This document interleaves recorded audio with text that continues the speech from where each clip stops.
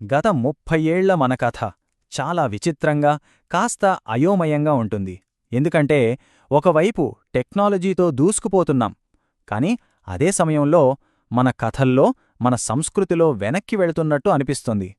అసలీ వైరుధ్యం ఏంటో ఈరోజు చూద్దాం.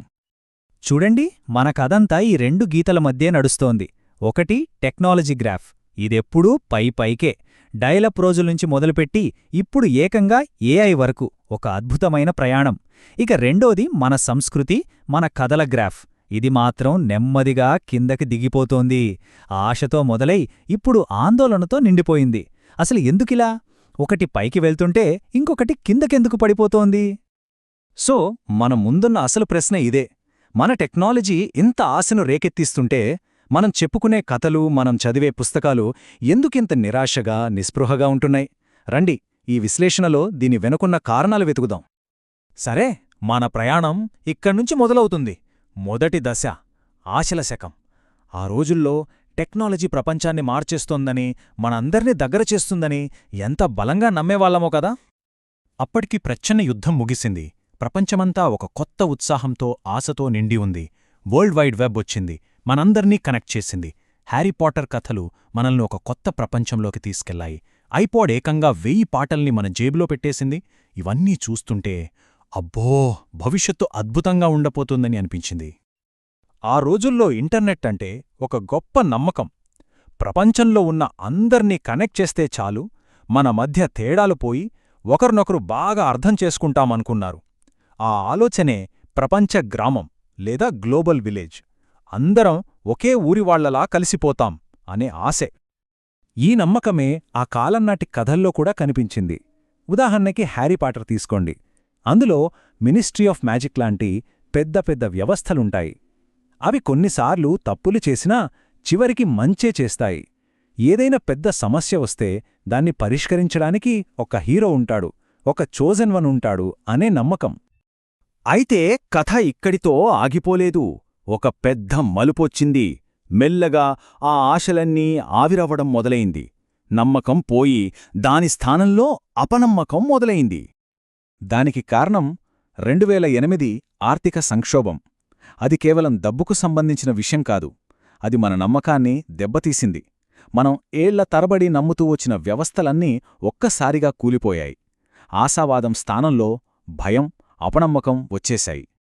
ఇక్కడే అసలు విచిత్రం మొదలైంది. ఒకవైపు ఏమో ఐఫోన్, ఫేస్బుక్ లాంటివి వచ్చి టెక్నాలజీ మనల్ని మరింత దగ్గర చేస్తోంది, కనెక్ట్ అవ్వండి అంటోంది. కాని అదే సమయంలో మన కథలేం చెబుతున్నాయి?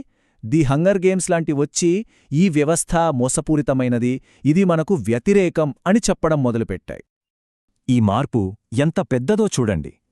హ్యారీ పాటర్లో మినిస్ట్రీ ఆఫ్ మ్యాజిక్లో లోపాలున్నా దాన్ని కాపాడుకోవాలి అనుకున్నారు.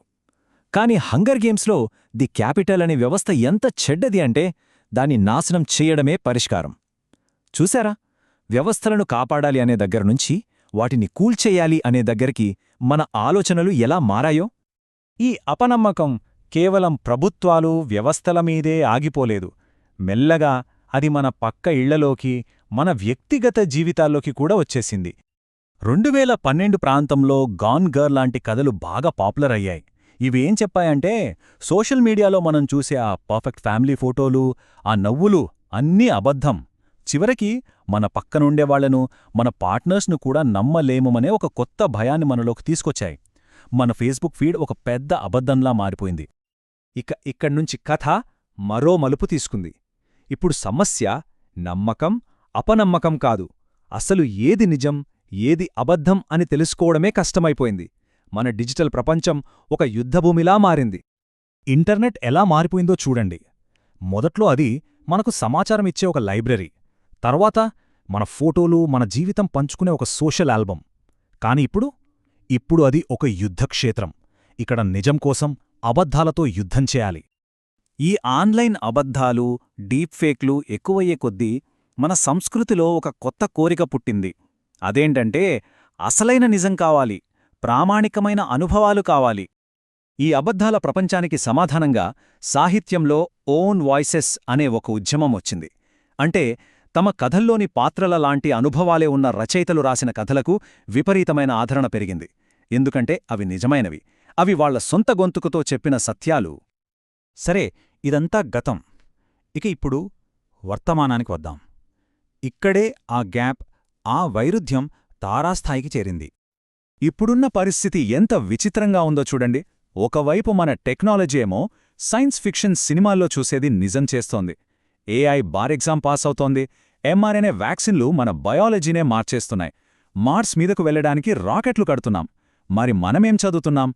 మన బెస్ట్ సెల్లింగ్ పుస్తకాలేంటి? రొమాంటసీ అంట. అంటే రొమాన్స్, ఫ్యాంటసీ కలిపిన కథలు. యక్షులు, డ్రాగన్ల గురించి చదువుతున్నాం. అసలు ప్రశ్న ఇదే కదా. మన చేతుల్లో ఆర్టిఫిషియల్ ఇంటెలిజెన్స్ లాంటి అద్భుతాలు ఉంటే మనం ఇంకా ఈ యక్షుల కథలు ఎందుకు చదువుతున్నాం? బహుశా సమాధానం చాలా సింపుల్. ఎందుకంటే మనం అలసిపోయాం. పూర్తిగా అలసిపోయాం. ఈ కథలన్నీ మనకొక పానిక్ రూమ్ లాంటివి. ఈ వాస్తవికత నుండి తప్పించుకోవడానికి ఒక సురక్షితమైన ప్రదేశం.